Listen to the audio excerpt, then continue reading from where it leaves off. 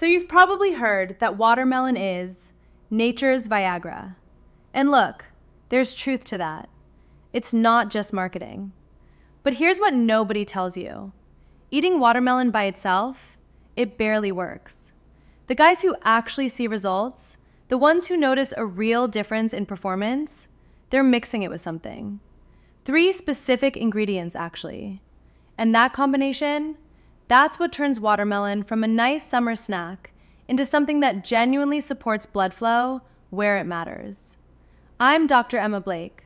I've spent over a decade in urology and men's health, and I see this literally every day in my clinic. Guys doing everything right on paper, eating all the good foods, and getting almost nothing from them. Watermelon's the perfect example. So I've got a few things I want to walk you through today. Mostly stuff that's blocking your progress without you even knowing it. And then we'll get into the actual recipe and that multiplier I mentioned, the mixing part, because that's where this gets interesting. But here's the thing, if you skip ahead to the recipe, you're gonna miss the part that makes it work. The recipe itself is dead simple. What's not simple is understanding why your body might be blocking the benefits before they ever hit your bloodstream. So stick with me through the science first, and then I promise we'll get to the practical stuff. All right, let's start with something that's gonna catch you off guard. The first thing we need to look at is your mouthwash. I know, it sounds a bit strange, but hear me out. What could mouthwash possibly have to do with blood flow, with erections? Turns out, a lot. And the connection is direct. Here's what's happening. Your mouth contains bacteria, not the bad kind, essential bacteria. There are colonies living on your tongue that convert dietary nitrates into nitrites. This is step 1 in a chain reaction that eventually produces nitric oxide, which is the molecule that tells your blood vessels to relax and dilate. And when we're talking about erections, that dilation is kind of the whole ballgame, right? Wait, let me back up for a second and explain this pathway more clearly, because once you get it, everything else clicks into place. When you eat nitrate-rich foods, beets, leafy greens, watermelon, those nitrates enter your saliva. The bacteria on the back of your tongue, particularly species like Veillonella and Actinomyces, have enzymes called nitrate reductases. These enzymes convert nitrates into nitrites.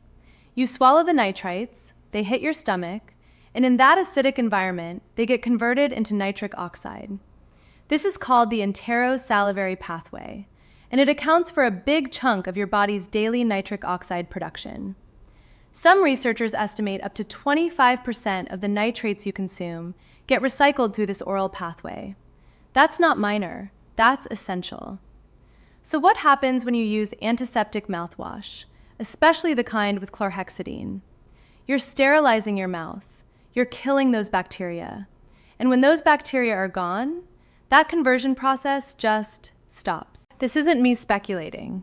A study published in Free Radical Biology and Medicine found that chlorhexidine mouthwash significantly reduced the body's ability to convert nitrates to nitrites. And within just a few days, participants showed measurable increases in blood pressure.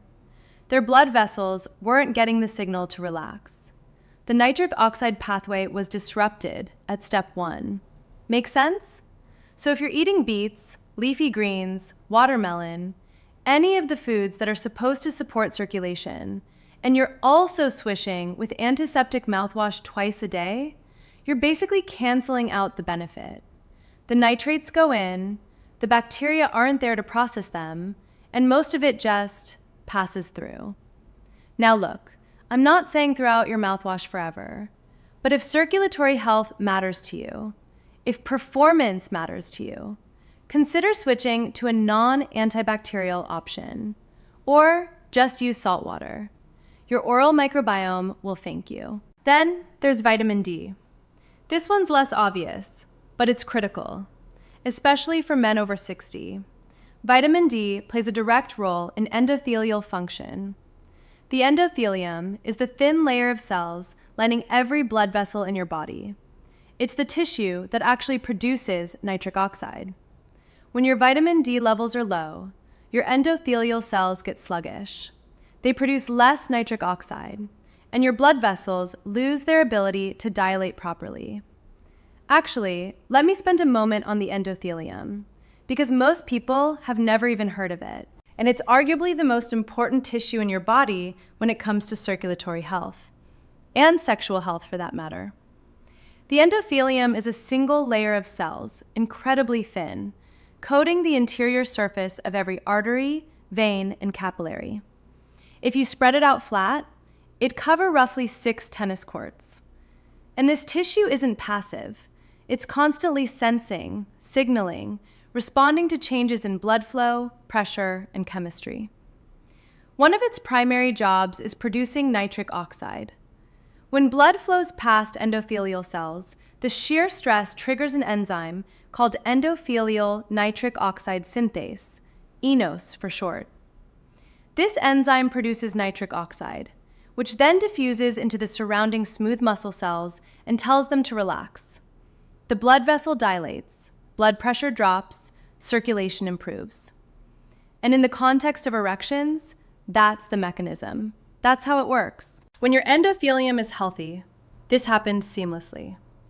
But when it's damaged by inflammation, oxidative stress, high blood sugar, or nutrient deficiencies, nitric oxide production tanks. Your blood vessels become stiffer. They lose their responsiveness. And that's when problems start showing up. I see this literally every day in my clinic. Men come in with circulatory issues, performance issues. We run their blood work, and their vitamin D is in the basement. They spend most of their time indoors. They live in northern climates. They don't supplement, and their bodies are paying the price. The fix is straightforward. Get your levels tested, and if you're low, supplement. Most men over 60 need somewhere between 2,000 and 5,000 IU daily, but talk to your doctor about the right dose for you. The point is, if your vitamin D is deficient, your endothelium isn't working right. And if your endothelium isn't working, all the watermelon in the world won't help. Next thing I want to cover, sodium-potassium imbalance. Here's the part that surprises my patients. Most men know too much sodium is bad for blood pressure. What they don't realize is that potassium is equally important, and most Americans are severely deficient. Sodium and potassium work together to regulate fluid balance and blood vessel tone. When you've got too much sodium and not enough potassium, your blood vessels constrict. They become less flexible. The endothelium has to work harder to produce the same effect.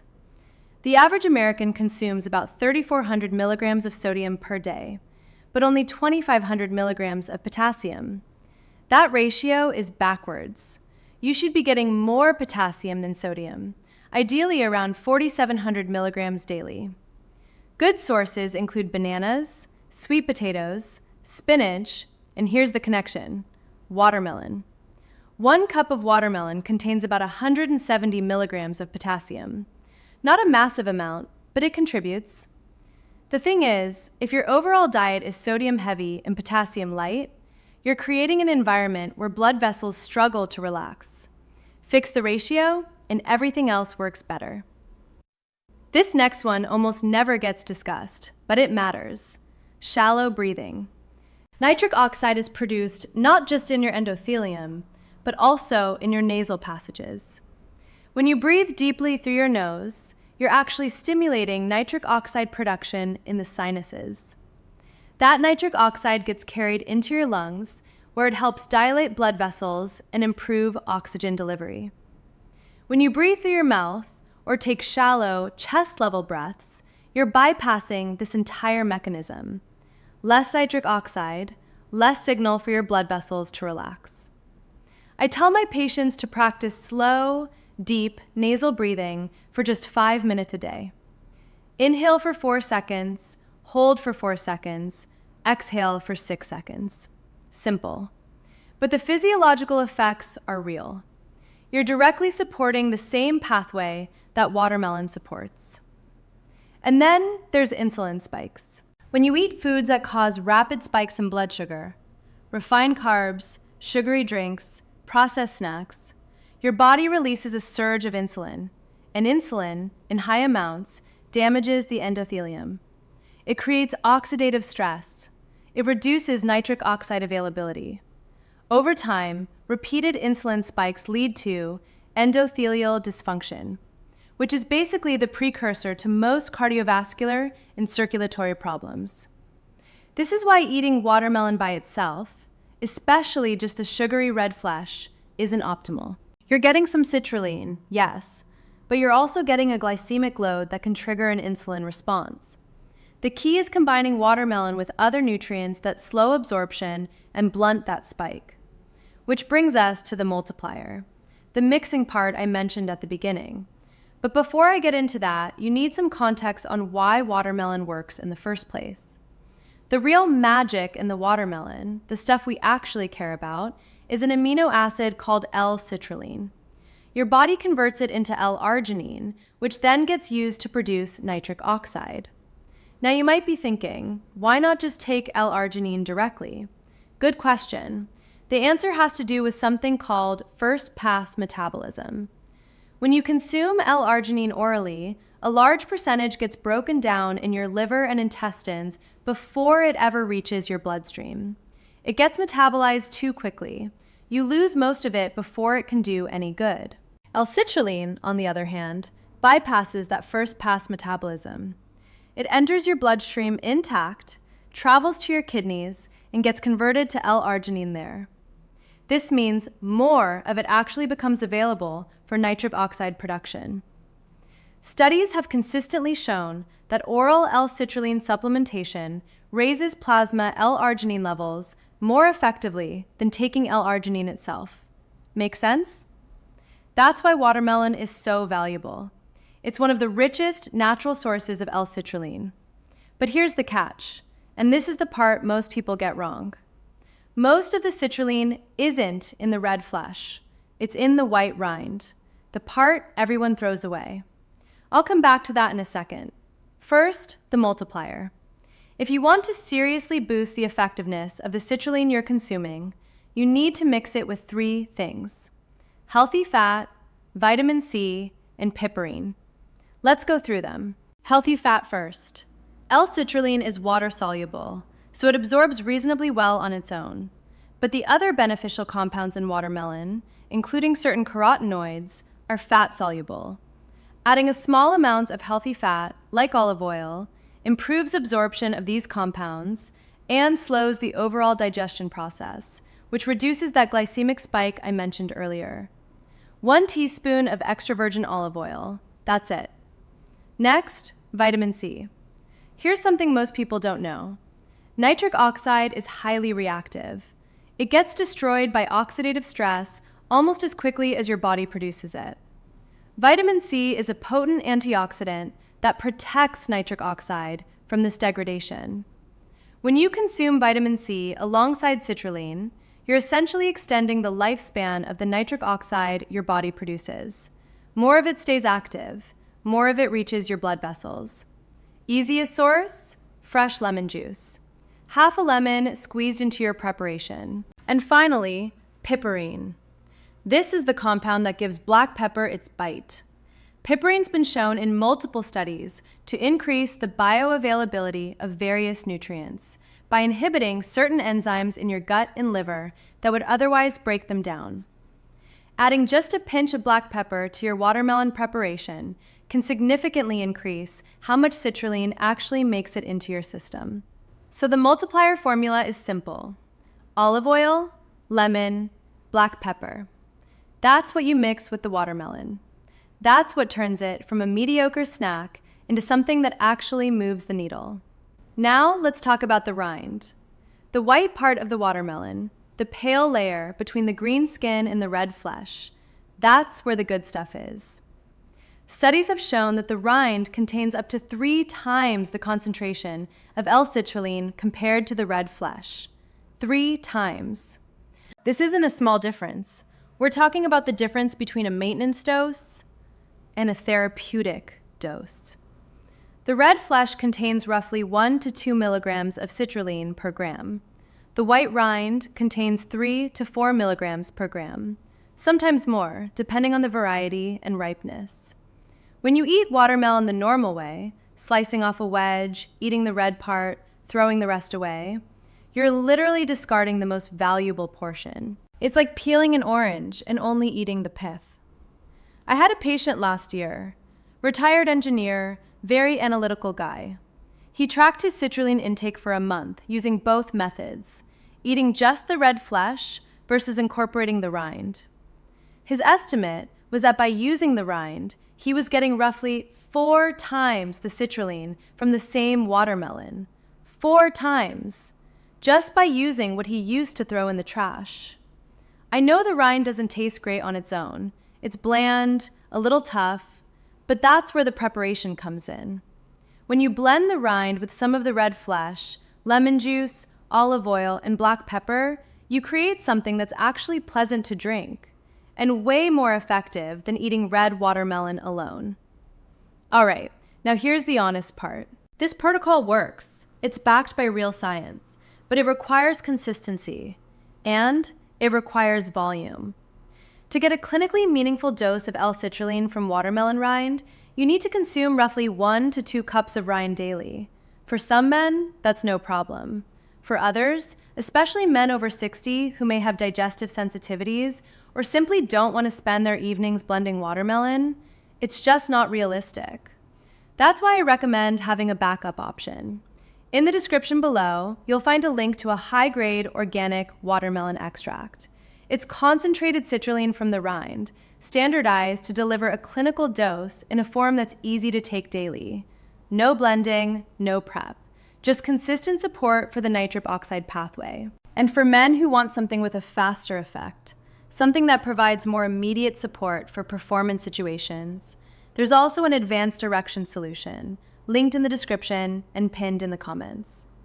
It's designed for men who need a boost while they're building their baseline with the dietary approach. Both links are there. Use what makes sense for your situation. But if you want to do this the whole food way, here's the exact protocol. You'll need 1 cup of white watermelon rind, cut into chunks. Half a cup of the red watermelon flesh. This is important for taste because rind alone is pretty much undrinkable. Half a lemon, juiced. 1 teaspoon of extra virgin olive oil, and a pinch of freshly ground black pepper. Put the rind and the red flesh in a blender together. Add the lemon juice, the olive oil, and the pepper. Blend until smooth. The red flesh gives you natural sweetness that masks the blandness of the rind. And it adds some additional citrulline, just less concentrated than what's in the white part. The result should taste like a slightly tart, peppery watermelon smoothie. Not a milkshake, not dessert, but genuinely drinkable. If it's too thick, add a splash of water, just enough to get the consistency you want. Drink this once daily. Morning is ideal, on an empty stomach, so the citrulline absorbs without competing with other foods. Consistency matters more than perfection. If you miss a day, don't stress. Just get back to it the next morning. The benefits are cumulative. Your endothelium responds to sustained support, not one-time doses. And here's what I really want you to understand. This isn't just about erections. I know that's probably why most of you clicked on this video, and that's fine, no judgment. But the nitric oxide pathway affects every blood vessel in your body. Your heart, your brain, your kidneys, your extremities. When you support endothelial function, you're supporting the health of your entire cardiovascular system. Actually, let me put it this way. The 1998 Nobel Prize in Medicine was awarded for the discovery of nitric oxide as a signaling molecule. That's how big this is. Robert Furchgott, Louis Ignarro, and Farid Murad shared the prize for uncovering that this simple gas, a molecule made of just 1 nitrogen atom and 1 oxygen atom, was the key messenger controlling blood vessel dilation. Before their work, scientists didn't understand how blood vessels knew when to relax. The discovery of nitric oxide's role changed cardiology, urology, and our entire understanding of circulatory health. It directly led to the development of medications for heart disease and erectile dysfunction. But more importantly for our purposes, It revealed that your body has a natural system for producing this molecule. And that system can be supported through diet and lifestyle. You have the ability to influence this every single day through what you eat, how you breathe, the habits you maintain. The watermelon protocol is one piece of that puzzle, but it's a powerful piece, and now you know how to use it correctly. So here's your assignment. This week, get a watermelon, cut it open, save the rind. Make the preparation I just described: rind, red flesh, lemon, olive oil, black pepper, and drink it tomorrow morning. See how you feel. Pay attention to your energy, your circulation, your overall sense of vitality. And if you want to make it easier on yourself, check the links in the description. The organic extract is there for daily support. The advanced solution is there for situations where you need faster results. But either way, start. Stop eating watermelon the wrong way. Stop.